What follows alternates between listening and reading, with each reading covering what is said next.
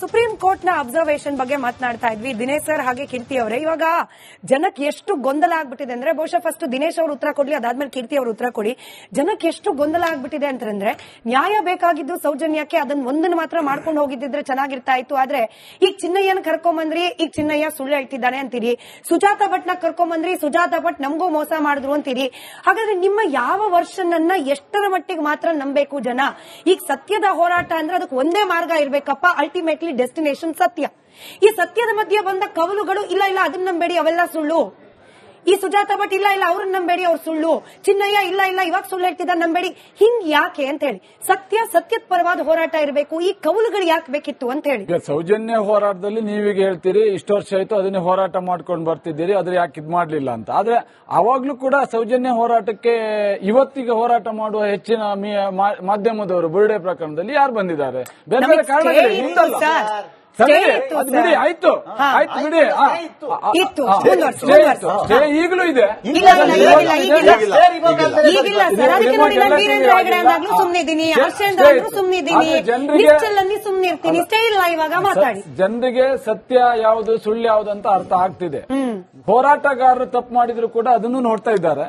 ಎದುರುಗಡೆ ಏನು ಸತ್ಯ ಗೊತ್ತಿದೆ ಅದನ್ನು ಕೂಡ ನೋಡ್ತಾ ಇದ್ದಾರೆ. ತಪ್ಪು ಯಾರೇ ಮಾಡಿದ್ರು ಜನ ನೋಡ್ತಾರೆ. ಮುಂದೊಂದ್ ದಿನ ಅದಕ್ಕೆ ತಕ್ಕದಾದ ಉತ್ತರ ಅದೇ ಜನ ಕೊಡ್ತಾರೆ. ಇವತ್ತು ಜನಾಭಿಪ್ರಾಯವೇ ಯಾವ್ದಾವ್ದೋ ಕಾನೂನಾಗಿದೆ, ಜನಾಭಿಪ್ರಾಯವೇ ನ್ಯಾಯ ಸಿಕ್ಕಿದೆ. ಹಲವಾರು ಉದಾಹರಣೆಗಳಿವೆ. ಜನಾಭಿಪ್ರಾಯದಿಂದ ಸುಳ್ಳು ಹೇಳಿದವರು ಕೂಡ ಮಕಡ ಮಲಗಿದಂತ ಉದಾಹರಣೆಗಳು ಕೂಡ ಎಷ್ಟೋ ಇದೆ. ಕಾನ್ಫಿಡೆನ್ಸ್ ಇದ್ದಿದ್ದಕ್ಕೇನೆ ನಾವು ಇವತ್ತಿನವರೆಗೂ ಇಷ್ಟೊಂದು ಹೋರಾಟದಲ್ಲಿ ಭಾಗಿಯಾಗಿರುವಂತದ್ದು, ಇಷ್ಟೊಂದು ತನಿಖೆ ಆದ್ರೂ ಕೂಡ ನೇರವಾಗಿ ಅದನ್ನು ಎದುರಿಸ್ತಾ ಇರುವಂತದ್ದು. ತಪ್ಪು ಸಣ್ಣ ಪುಟ್ಟದ ಆಗ್ತದೆ.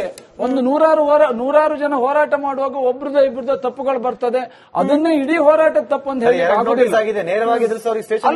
ಯಾಕೆ ಹೋಗಿಲ್ವಾ? ಯಾಕೆ ಅಲ್ಲ, ನಿನ್ನ ದೋಸ್ತಿ ವಸಂತ್ ಗಿಳಿಯರು ಎಷ್ಟೋ ಸಲ ಹೋಗ್ಕೊಂಡು ತಿರುಗಿದ್ದಾನೆ. ಅದೆಲ್ಲ ಒಂದು ವೇ. ಇದೊಳ್ಳೆ ಕಥೆ ಇತ್ತು. ಮಹೇಶ್ ವಿಕ್ರಮ್ ರೆಡ್ಡಿ ಡೈರೆಕ್ಟ್ ಆಗಿ ಕರೆದ ತಕ್ಷಣ ನೀವು ನೋಡಿ, ಅವ್ರು ಹೊಕ್ಕೊಂಡ್ರು ಇವ್ರು ಹೊಕ್ಕೊಂಡ್ರು ಎಲ್ಲರೂ ಹೋಗ್ತಾರೆ. ಕಾಲಕ್ಕೆ ಅವರವರ ನಾವೀಗ ನಮ್ಮ ಮೇಲೆ ಬಂದಾಗ ನಾವು ಸಮರ್ಥಿಸಿಕೊಳ್ತೇವೆ, ಬೇರೆಯವ್ರ ಮೇಲೆ ಬಂದಾಗ ಹೇಳಕ್ಕಾಗಲ್ಲ. ಅದು ಪರಿಸ್ಥಿತಿ. ಹಾಗಂತ ಎಲ್ಲವೂ ಸುಳ್ಳು ಅಂತ ಹೇಳಕ್ ಆಗಲ್ಲ. ನೋಡಿ, ಸುಳ್ಳು ಅನ್ಸುತ್ತೆ ಅಂದ್ರೆ ಇದೇ ಪಿಟಿಷನ್ ನ ಪೇಜ್ ನಂಬರ್ 16 ಪಾಯಿಂಟ್ ನಂಬರ್ 32 ನೇರವಾಗಿ ಹೇಳ್ಬಿಟ್ಟಿದ್ದಾರೆ ಸರ್. ಸುಪ್ರೀಂ ಕೋರ್ಟ್ ಮುಂದೆ ಹೇಳಿರೋದು ಏನಂತ, ದಣಿ ಅಂತ ಹೇಳಿ ಪಿಟಿಷನರ್ ಅಂದ್ರೆ ಈ ಚಿನ್ನಯ್ಯ ಮಾಸ್ಕ್ ಮ್ಯಾನ್ ಅನ್ಕೊಂತಾ ಇದ್ರು. ಈ ಮಾಸ್ಕ್ ಮ್ಯಾನ್ ಅಥವಾ ಪಿಟಿಷನರ್ ಏನಾಗಿದ್ದ, ಈ ಬಾಡಿಗಳನ್ನ ಡಿಸಪಿಯರ್ ಮಾಡೋದ್ರಲ್ಲಿ ಎಕ್ಸ್ಪರ್ಟ್ ಆಗಿದ್ದ. ಸರ್, ಇದನ್ನ ಬರ್ದಿರೋರು, ಈ ರಿಟ್ ಪಿಟಿಷನ್ ಯಾರು ಕೊಟ್ಟರು ಅವರು, ನಂದಲ್ಲ ಇದು. ಅವ್ರು ಹೇಳ್ತಾರೆ ಈ ಬಾಡಿಗಳನ್ನ ಡಿಸಪಿಯರ್ ಮಾಡೋದ್ರಲ್ಲಿ ಅಂದ್ರೆ ಕಣ್ಮರೆ ಮಾಡೋದ್ರಲ್ಲಿ ಚಿನ್ನಯ್ಯ ಎಕ್ಸ್ಪರ್ಟ್ ಆಗಿದ್ದ. ಇವನಿಗೆ ಅನ್ನಿಸ್ತಿತ್ತಂತೆ, ಹಿ ಆಲ್ವೇಸ್ ಥಾಟ್ ಅಂದ್ರೆ ಯೋಚನೆ ಮಾಡಿದ್ದು ಸರ್, ನಿಜ ಅಲ್ಲದೆ ಇರಬಹುದು, ಇವರೇ ಬರ್ದಿರೋ ಪದಗಳಲ್ಲಿ ಕೇಳ್ತಾ ಇದೀನಿ. He always thought that Danny's were orchestrating these disappearances. ಇವನಿಗೆ ಅನ್ನಿಸ್ತು, ಸುಪ್ರೀಂ ಕೋರ್ಟ್ ಮುಂದೆ ಹೋದ. ಸುಪ್ರೀಂ ಕೋರ್ಟ್ಗೆ ಇದ್ರಲ್ಲಿ ನಿಜವಾಗ್ಲೂ ಏನಾದ್ರೂ ಹುರುಳಿದೆ ಅಂತ ಅನಿಸಿದ್ರೆ ಇಂಥದ್ದೊಂದು ಆರ್ಡರ್ ಯಾಕೆ ಪಾಸ್ ಮಾಡ್ತಿದ್ರು? ಅದೇ ಮೂಲಭೂತ ಪ್ರಶ್ನೆ. ನೋಡಿ, ಇಲ್ಲಿ ಆಕ್ಚುಲಿ SIT ಮುಂದೆ ಎಷ್ಟು ಹೇಳಿದ್ದಾನೋ ಗೊತ್ತಿಲ್ಲ, ಹಾಗೆ ನ್ಯಾಯಾಧೀಶರ ಮುಂದೆ ಎಷ್ಟು ಹೇಳಿದ್ದಾನೋ ಗೊತ್ತಿಲ್ಲ. ಯಾಕಂದ್ರೆ ಅದೆಲ್ಲವೂ ಕೂಡ ಕ್ಲೋಸ್ ಡಾಕ್ಯುಮೆಂಟ್, ಇನ್ನು ಪಬ್ಲಿಕ್ ಡೊಮೈನ್ ಅಲ್ಲಿ ಇಲ್ಲ. ಸುಪ್ರೀಂ ಕೋರ್ಟ್ ನ ಕಾಪಿಯಲ್ಲಿ ಎಲ್ಲವನ್ನೂ ಹೇಳ್ಬಿಟ್ಟಿದ್ದಾನಲ್ಲಪ್ಪ. ಸುಪ್ರೀಂ ಕೋರ್ಟ್ ಅದಕ್ಕೆ ಏನು ಉತ್ತರ ಕೊಟ್ಟಿದೆ? ಸುಪ್ರೀಂ ಕೋರ್ಟ್ ಅಲ್ಲಿ ಎಲ್ಲವನ್ನು ಹೇಳಿದಾಗೆ ಅವನು, ನೀವು ಹೇಳಿದಿಲ್ಲ 164 183 ಸ್ಟೇಟ್ಮೆಂಟ್ ಅಲ್ಲಿ ಏನ್ ಕೊಟ್ಟಿರಬಹುದು ಅಥವಾ ನಿಮ್ಗೆ ಯಾರಿಗೆ ಗೊತ್ತಿಲ್ಲ ಅನ್ನೋದನ್ನು ಹೇಳಿದ್ದೀರಿ. ಆದ್ರೆ ಸುಪ್ರೀಂ ಕೋರ್ಟ್ ಅಲ್ಲಿ ಏನ್ ಕೊಟ್ಟಿದ್ದಾನೋ ಅದೇ ಹೇಳಿಕೆಯನ್ನ ಮಾಧ್ಯಮದ ಮುಂದೆ ಈ ಹಿಂದೆನೂ ಕೂಡ ಕೊಟ್ಟಿದ್ದಾನೆ.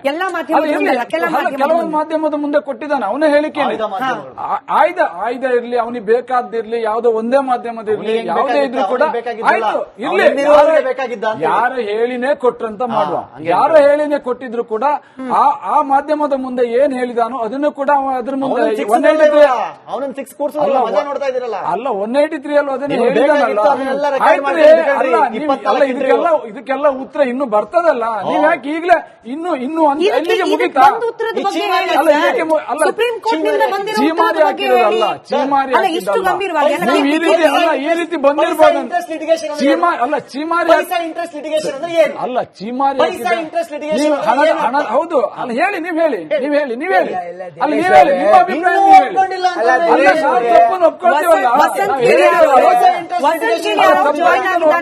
ಹೇಳಿವಲ್ಲ.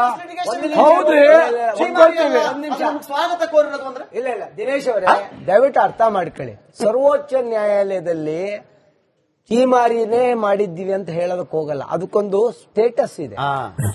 ಇಡೀ ದೇಶದ ಸರ್ವೋಚ್ಚ ನ್ಯಾಯಾಲಯ, ಪುನಃ ಓದ್ತೀನಿ ಕೇಳ್ಕೊಳ್ಳಿ, styling this petition writ petition as a public interest litigation only damage its noble object. Public ಇಂಟ್ರೆಸ್ಟ್ಗೆ ನಾನು ಒಂದು 200-300 ಹಾಕೊಂಡು ನಾನು ಬಂದಿದ್ದೀನಿ.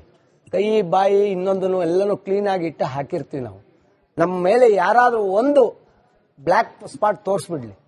ಆದ್ರೆ ಇದು it is not A public interest litigation in the true sense, but one which can also be termed as public interest litigation, paisa interest litigation, private interest litigation or political interest litigation. Kindly understand, ಒಬ್ರು KV Dhananjaya ಅವರ ಬಗ್ಗೆ ನಾನು ಇವತ್ತು ನೇರವಾಗಿ ಹೇಳ್ತೀನಿ. We have got the highest respect education field ಅಲ್ಲಿ ಮತ್ತೆ constitution ಅಲ್ಲಿ ಹಿ ಈಸ್ ಎಕ್ಸ್ಪರ್ಟ್ ಅಂತ ತಿಳ್ಕೊಂಡಿದ್ದೆ. ಒಂದು ಪ್ರವರ್ಬ್ ಇದೆ, ಮನಿ ಮೇಕ್ಸ್ ಎವ್ರಿಥಿಂಗ್ ಅಂತ.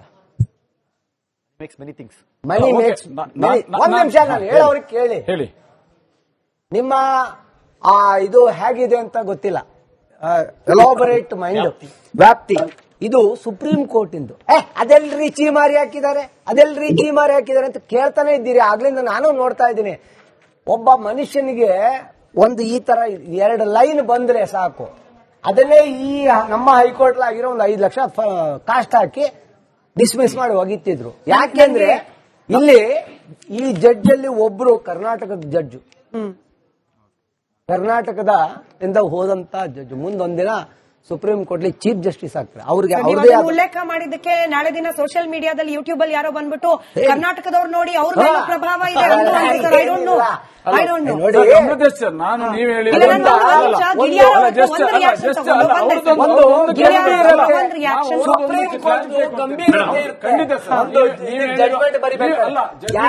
ಅಲ್ಲ, ಸುಪ್ರೀಂ ಕೋರ್ಟ್ ಜಡ್ಜ್ ಬರ್ದಿದ್ರ ಬಗ್ಗೆ ನಾವು ಖಂಡಿತ ಒಪ್ಕೊಳ್ತೀವಿ.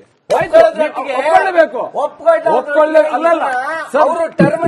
ಓಕೆ, ನಾವು ಸುಪ್ರೀಂ ಕೋರ್ಟ್ ಹೇಳಿರೋದನ್ನ ನಾವು ಒಪ್ಕೊಳ್ಳೇಬೇಕು. ನೀವು ಹೇಳಿದ್ರಲ್ಲ, ಒಪ್ಕೊಳ್ಳೋದ್ರಿಂದ ನಿಮ್ಗೆ ಅಷ್ಟು ಚೀಮಾರಿ ಹಾಕಿದೆ, ನಿಮ್ಮನ್ನು ಯಾವ ರೀತಿ ನಂಬುದಂತ ನೀವು ಹೇಳಿದಿರಿ. ಆಯ್ತು, ಅದನ್ನ ನಾವು ಒಪ್ಕೊಳ್ತೀವಿ. ನಾನು ಹೇಳುದು ಹೈಕೋರ್ಟ್ ಮಾತಾಡ್ಲಿ ಬಿಡಿ ಅಣ್ಣ, ಮಾತಾಡ್ಲಿ ಬಿಡಿ.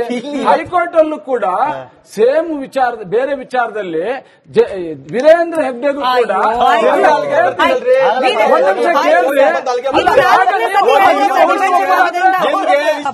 ಸುಪ್ರೀಂ ಕೋರ್ಟ್ ನ ಅಬ್ಸರ್ವೇಷನ್ ಬಗ್ಗೆ ಮಾತನಾಡ್ತಾ ಇದ್ವಿ ದಿನೇಶ್ ಸರ್ ಹಾಗೆ ಕೀರ್ತಿ ಅವರೇ. ಇವಾಗ ಜನಕ್ಕೆ ಎಷ್ಟು ಗೊಂದಲ ಆಗ್ಬಿಟ್ಟಿದೆ ಅಂದ್ರೆ, ಬಹುಶಃ ಫಸ್ಟ್ ದಿನೇಶ್ ಅವರು ಉತ್ತರ ಕೊಡ್ಲಿ, ಅದಾದ್ಮೇಲೆ ಕೀರ್ತಿ ಅವರು ಉತ್ತರ ಕೊಡಿ. ಜನಕ್ಕೆ ಎಷ್ಟು ಗೊಂದಲ ಆಗ್ಬಿಟ್ಟಿದೆ ಅಂತಂದ್ರೆ, ನ್ಯಾಯ ಬೇಕಾಗಿದ್ದು ಸೌಜನ್ಯಕ್ಕೆ ಅದನ್ನ ಒಂದನ್ನು ಮಾತ್ರ ಮಾಡ್ಕೊಂಡು ಹೋಗಿದ್ದಿದ್ರೆ ಚೆನ್ನಾಗಿರ್ತಾ ಇತ್ತು. ಆದ್ರೆ ಈಗ ಚಿನ್ನಯ್ಯನ ಕರ್ಕೊಂಬಂದ್ರಿ, ಈಗ ಚಿನ್ನಯ್ಯ ಸುಳ್ಳು ಹೇಳ್ತಿದ್ದಾನೆ ಅಂತೀರಿ. ಸುಜಾತ ಭಟ್ನ ಕರ್ಕೊಂಬಂದ್ರಿ, ಸುಜಾತ ಭಟ್ ನಮಗೂ ಮೋಸ ಮಾಡಿದ್ರು ಅಂತೀರಿ. ಹಾಗಾದ್ರೆ ನಿಮ್ಮ ಯಾವ ವರ್ಷನ್ ಅನ್ನ ಎಷ್ಟರ ಮಟ್ಟಿಗೆ ಮಾತ್ರ ನಂಬಬೇಕು ಜನ? ಈಗ ಸತ್ಯದ ಹೋರಾಟ ಅಂದ್ರೆ ಅದಕ್ಕೆ ಒಂದೇ ಮಾರ್ಗ ಇರ್ಬೇಕಪ್ಪ, ಅಲ್ಟಿಮೇಟ್ಲಿ ಡೆಸ್ಟಿನೇಷನ್ ಸತ್ಯ.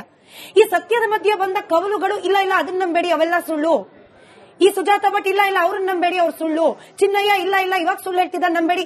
ಹಿಂಗ್ ಯಾಕೆ ಅಂತ ಹೇಳಿ, ಸತ್ಯದ ಪರವಾದ ಹೋರಾಟ ಇರಬೇಕು. ಈ ಕವಲುಗಳು ಯಾಕೆ ಬೇಕಿತ್ತು ಅಂತ ಹೇಳಿ. ಸೌಜನ್ಯ ಹೋರಾಟದಲ್ಲಿ ನೀವೀಗ ಹೇಳ್ತೀರಿ ಇಷ್ಟು ವರ್ಷ ಆಯ್ತು ಅದನ್ನೇ ಹೋರಾಟ ಮಾಡ್ಕೊಂಡು ಬರ್ತಿದ್ದೀರಿ, ಅದ್ರ ಯಾಕೆ ಇದ್ ಮಾಡ್ಲಿಲ್ಲ ಅಂತ. ಆದ್ರೆ ಅವಾಗ್ಲೂ ಕೂಡ ಸೌಜನ್ಯ ಹೋರಾಟಕ್ಕೆ ಇವತ್ತಿಗೆ ಹೋರಾಟ ಮಾಡುವ ಹೆಚ್ಚಿನ ಮಾಧ್ಯಮದವರು ಬುರ್ಡೆ ಪ್ರಕರಣದಲ್ಲಿ ಯಾರು ಬಂದಿದ್ದಾರೆ?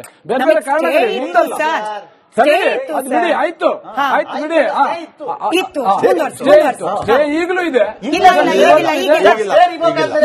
ಸರ್, ಅದಕ್ಕೆ ನೋಡಿ ನಾನು ವೀರೇಂದ್ರ ಹೆಗಡೆ ಅಂದಾಗ್ಲೂ ಸುಮ್ನಿದ್ದೀನಿ, ಹರ್ಷೇಂದ್ರ ಅಂದ್ರೂ ಸುಮ್ನಿದ್ದೀನಿ, ನಿಶ್ಚಲಲ್ಲಿ ಸುಮ್ನಿರ್ತೀನಿ. ಸ್ಟೇ ಇಲ್ಲ ಇವಾಗ ಮಾತಾಡಿ. ಜನರಿಗೆ ಸತ್ಯ ಯಾವುದು ಸುಳ್ಳು ಯಾವುದು ಅಂತ ಅರ್ಥ ಆಗ್ತಿದೆ. ಹೋರಾಟಗಾರರು ತಪ್ಪು ಮಾಡಿದ್ರು ಕೂಡ ಅದನ್ನು ನೋಡ್ತಾ ಇದ್ದಾರೆ. ಎದುರುಗಡೆ ಏನು ಸತ್ಯ ಗೊತ್ತಿದೆ ಅದನ್ನು ಕೂಡ ನೋಡ್ತಾ ಇದ್ದಾರೆ. ತಪ್ಪು ಯಾರೇ ಮಾಡಿದ್ರು ಜನ ನೋಡ್ತಾರೆ. ಮುಂದೊಂದ್ ದಿನ ಅದಕ್ಕೆ ತಕ್ಕದಾದ ಉತ್ತರ ಅದೇ ಜನ ಕೊಡ್ತಾರೆ. ಇವತ್ತು ಜನಾಭಿಪ್ರಾಯವೇ ಯಾವ್ದಾವ್ದೋ ಕಾನೂನಾಗಿದೆ, ಜನಾಭಿಪ್ರಾಯವೇ ನ್ಯಾಯ ಸಿಕ್ಕಿದೆ. ಹಲವಾರು ಉದಾಹರಣೆಗಳಿವೆ. ಜನಾಭಿಪ್ರಾಯದಿಂದ ಸುಳ್ಳು ಹೇಳಿದವರು ಕೂಡ ಮಕಡ ಮಲಗಿದಂತ ಉದಾಹರಣೆಗಳು ಕೂಡ ಎಷ್ಟೋ ಇದೆ. ಕಾನ್ಫಿಡೆನ್ಸ್ ಇದ್ದಿದ್ದಕ್ಕೇನೆ ನಾವು ಇವತ್ತಿನವರೆಗೂ ಇಷ್ಟೊಂದು ಹೋರಾಟದಲ್ಲಿ ಭಾಗಿಯಾಗಿರುವಂತದ್ದು, ಇಷ್ಟೊಂದು ತನಿಖೆ ಆದ್ರೂ ಕೂಡ ನೇರವಾಗಿ ಅದನ್ನು ಎದುರಿಸ್ತಾ ಇರುವಂತದ್ದು. ತಪ್ಪು ಸಣ್ಣ ಪುಟ್ಟದ ಆಗ್ತದೆ.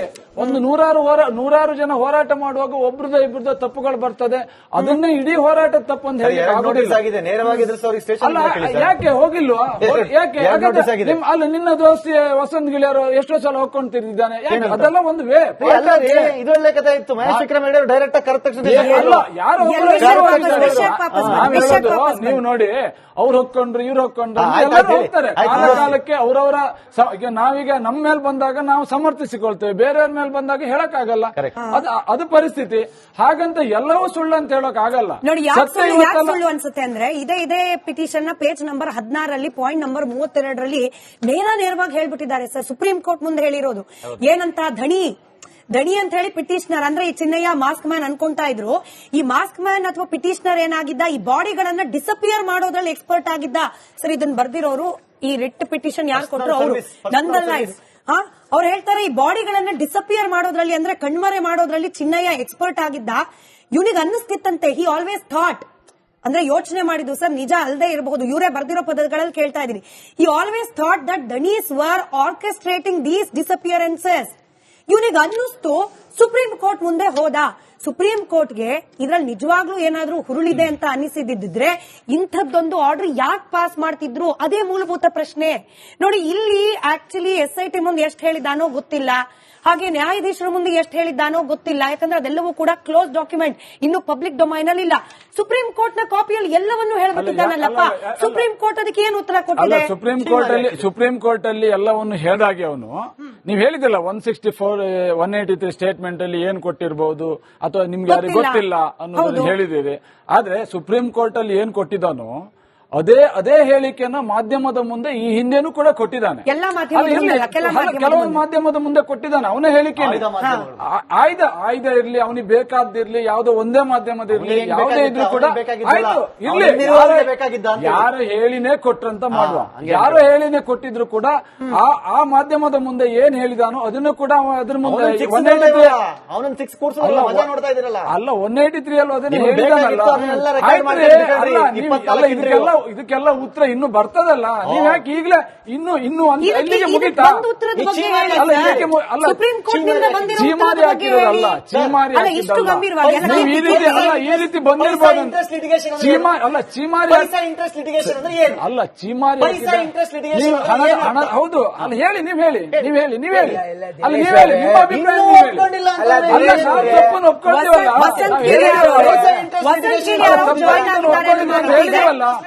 ಹೌದ್ರಿ, ಸ್ವಾಗತ ಕೋರಿರೋದು ಅಂದ್ರೆ ಇಲ್ಲ ದಿನೇಶ್ ಅವರೇ, ದಯವಿಟ್ಟು ಅರ್ಥ ಮಾಡ್ಕೊಳ್ಳಿ. ಸರ್ವೋಚ್ಚ ನ್ಯಾಯಾಲಯದಲ್ಲಿ ಚೀಮಾರಿನೇ ಮಾಡಿದ್ದೀವಿ ಅಂತ ಹೇಳೋದಕ್ಕೆ ಹೋಗಲ್ಲ, ಅದಕ್ಕೊಂದು ಸ್ಟೇಟಸ್ ಇದೆ.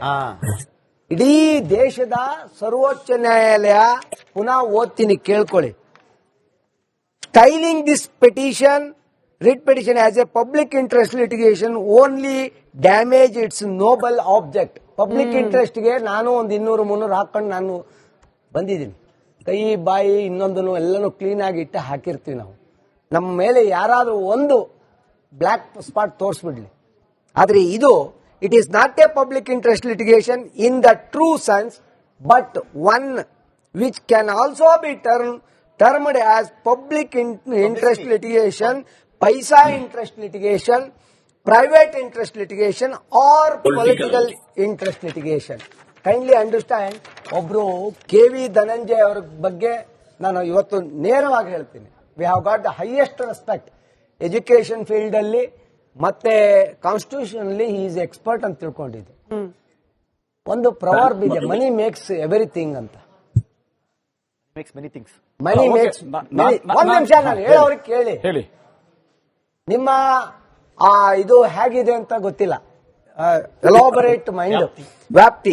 ಇದು ಸುಪ್ರೀಂ ಕೋರ್ಟ್ ಇಂದು. ಅದೆಲ್ರಿ ಚೀಮಾರಿ ಹಾಕಿದ್ದಾರೆ, ಅದೆಲ್ರಿ ಚೀಮಾರಿ ಹಾಕಿದ್ದಾರೆ ಅಂತ ಕೇಳ್ತಾನೆ ಇದ್ದೀರಿ ಆಗ್ಲಿಂದ. ನಾನು ನೋಡ್ತಾ ಇದ್ದೀನಿ, ಒಬ್ಬ ಮನುಷ್ಯನಿಗೆ ಒಂದು ಈ ತರ 2 ಲೈನ್ ಬಂದ್ರೆ ಸಾಕು, ಅದನ್ನೇ ಈ ನಮ್ಮ ಹೈಕೋರ್ಟ್ ಆಗಿರೋ ಒಂದು 5 ಲಕ್ಷ ಕಾಸ್ಟ್ ಹಾಕಿ ಡಿಸ್ಮಿಸ್ ಮಾಡಿ ಹೋಗಿತ್ತಿದ್ರು. ಯಾಕೆಂದ್ರೆ ಇಲ್ಲಿ ಈ ಜಡ್ಜ್ ಅಲ್ಲಿ ಒಬ್ರು ಕರ್ನಾಟಕದ ಜಡ್ಜು, ಕರ್ನಾಟಕದ ಇಂದ ಹೋದಂತ ಜಡ್ಜು. ಮುಂದೊಂದಿನ ಸುಪ್ರೀಂ ಕೋರ್ಟ್ ಚೀಫ್ ಜಸ್ಟಿಸ್ ಆಗ್ತಾರೆ. ಅವ್ರಿಗೆ ನೀವು ಅವ್ರದೇ ಅದನ್ನ ಉಲ್ಲೇಖ ಮಾಡಿದ್ದಕ್ಕೆ ನಾಳೆ ದಿನ ಸೋಷಿಯಲ್ ಮೀಡಿಯಾದಲ್ಲಿ ಯೂಟ್ಯೂಬ್ ಅಲ್ಲಿ ಯಾರೋ ಬಂದ್ಬಿಟ್ಟು ಕರ್ನಾಟಕದವ್ರು ನೋಡಿ ಅವ್ರ ಮೇಲೆ ಪ್ರಭಾವ ಇದೆ ಐ ಡೋಂಟ್ ನೋ. ನೋಡಿ, ಬ್ರಹ್ಮದೇಶ್ ಸರ್, ನಾನು ನೀವು ಹೇಳಿ ಇಲ್ಲ, ನಾನು ಒಂದು ನಿಮಿಷ, ಗಿರಿಯಾರ ಅವ್ರದ್ದು ಒಂದು reaction ತಗೊಂಡು ಒಂದು reaction. ಸುಪ್ರೀಂ ಕೋರ್ಟ್ ಗಂಭೀರತೆ ಇರುತ್ತೆ. ಖಂಡಿತ ಸರ್. ಒಂದು judgment ಬರಿಬೇಕಲ್ಲ. ಯಾರೇನು ಅಲ್ಲ, ಸುಪ್ರೀಂ ಕೋರ್ಟ್ ಜಡ್ಜ್ ಬರ್ದಿದ್ರ ಬಗ್ಗೆ ನಾವು ಖಂಡಿತ ಒಪ್ಕೊಳ್ತೀವಿ. ಒಪ್ಕೊಳ್ಳೇಬೇಕು. ಅಲ್ಲಲ್ಲ ಸರ್, ಓಕೆ, ನಾವು ಸುಪ್ರೀಂ ಕೋರ್ಟ್ ಹೇಳಿರೋದನ್ನ ನಾವು ಒಪ್ಕೊಳ್ಳೇಬೇಕು. ನೀವು ಹೇಳಿದ್ರಲ್ಲ, ಒಪ್ಕೊಳ್ಳೋದ್ರಿಂದ ನಿಮ್ಗೆ ಅಷ್ಟು ಚೀಮಾರಿ ಹಾಕಿದೆ, ನಿಮ್ಮನ್ನ ಯಾವ ರೀತಿ ನಂಬುದಂತ ನೀವು ಹೇಳಿದಿರಿ. ಆಯ್ತು, ಅದನ್ನ ನಾವು ಒಪ್ಕೊಳ್ತೀವಿ. ನಾನು ಹೇಳುದು ಹೈಕೋರ್ಟ್ ಮಾತಾಡ್ಲಿ ಬಿಡಿ ಅಣ್ಣ, ಮಾತಾಡ್ಲಿ ಬಿಡಿ. ಹೈಕೋರ್ಟ್ ಅಲ್ಲೂ ಕೂಡ ಸೇಮ್ ವಿಚಾರ, ಬೇರೆ ವಿಚಾರದಲ್ಲಿ ವೀರೇಂದ್ರ ಹೆಗ್ಡೆಗೂ ಕೂಡ ಒಂದ್ ನಿಮಿಷ ಕೇಳ್ರಿ.